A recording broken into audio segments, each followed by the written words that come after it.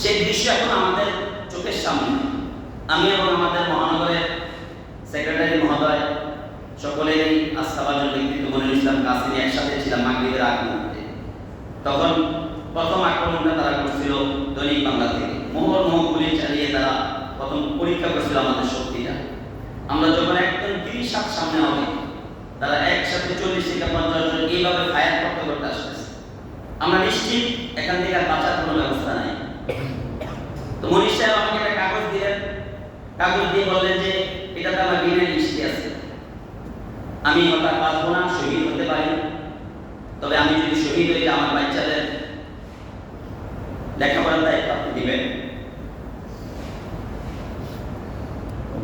আমিও ঋণ তো আমি এখানে নাই, আমিও বললাম যে বাঁচার সম্ভাবনা এখন আর নাই, তবে আমিও যদি শহীদ হয়ে যাই, আপনি বেঁচে থাকেন, আমার বাচ্চার সন্তানদের লেখাপড়ার দায়িত্ব আপনি নেবেন।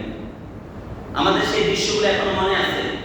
আমরা যদি বাতিলের সাথে আপোষ করে চলতাম বিগত 10 বছর, আমাদের বহু ক্ষমতা থাকতো, কিন্তু হযরত রহমাতুল্লাহ আলাইহি, বাউনবী রহমাতুল্লাহ আলাইহি, মুহসিন কাসমি রহমাতুল্লাহ আলাইহি, যারা বাতিলের সাথে 1 মিনিটের জন্য আপোষ করেননি, আমাদের মুরব্বী তারা মুহসিন কাসমি রহমাতুল্লাহ আলাইহি, আমার এখনো মনে পড়ে আল্লামা মামুনুল হক সাহেব মুহসিন কাসমি রহমাতুল্লাহ আলাইহি এই স্মরণ সভাতে বলেছিলেন যে শেষ দিনগুলোতে হযরতকে অনুরোধ করেছিলাম সরকার বেশি রাত আপনার উপরে, তো আপনি একটু নমনীয়তা দেখান,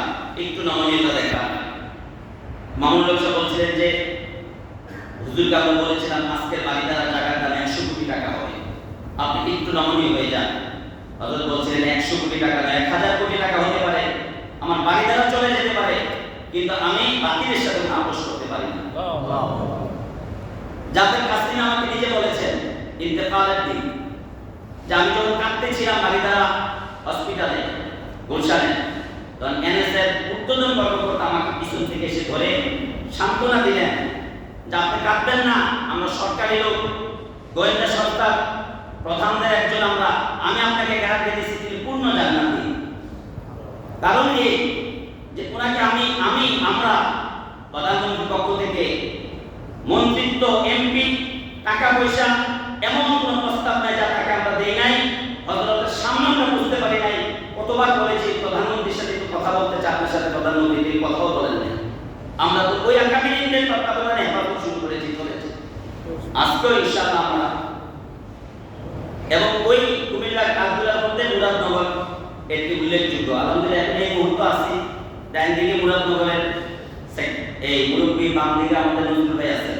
2001 সালে ওই মুহূর্তে এসপি আমাকে ডাকিয়েছিলেন, ডেকে বলেন যে কুমিল্লাকে শান্ত করেন, কুমিল্লা একটা শান্ত জায়গা, বিশেষ করে মুরাদনগর এবং দাউদকান্দিকে আপনি ফোন করে দেন, আপনার কথা শুনবে তারা, যেন সেখানে আমাদেরকে বিব্রত না করে।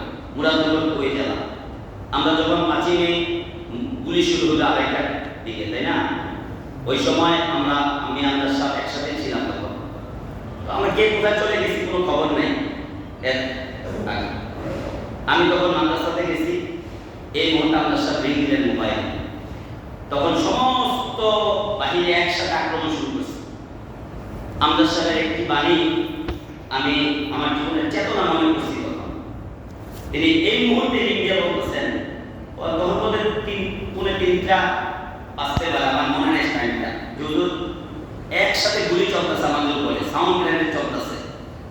যদিও ওনাদের বাক্যের উপযুক্ত না আমি, আপনারা আমাদের কুমিল্লার, আমি এখন যুদ্ধের ময়দান থেকে পলায়ন করা নিষেধ, আমি সাহেবের কথা ছাড়া এখন এই গুলির মুহূর্তে আমরা কি পালা সামনের দিকে দৌড়ে রক্ষা করবো না দাঁড়িয়ে যাবো গুলির মুখে, এরকম চেতনা নিয়ে কুমিল্লা আমরা কাজ শুরু করেছি।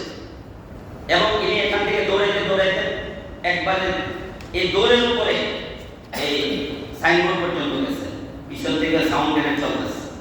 এই সব কিছু মিলে আমরা আপনাদের কাছে যে কথাটা বলতে চাই যে মুরব্বীদের কাছে ওয়াদা করছি, আমরা কুমিল্লাকে সেই রাস্তায় দেখাবো এবং কুমিল্লাকে আমরা সারা বাংলাদেশের হেফাজতের আইডল বানাবো। হেফাজত একমাত্র সংগঠন যে কাকে আমরা এতগুলো লোক একসাথে জমা হতে পারি।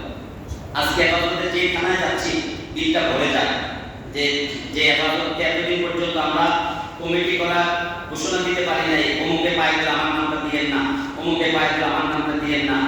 আজকে সে হেফাজত একটা সংবাদকে পুরা শত শত মানুষ জমা হচ্ছে।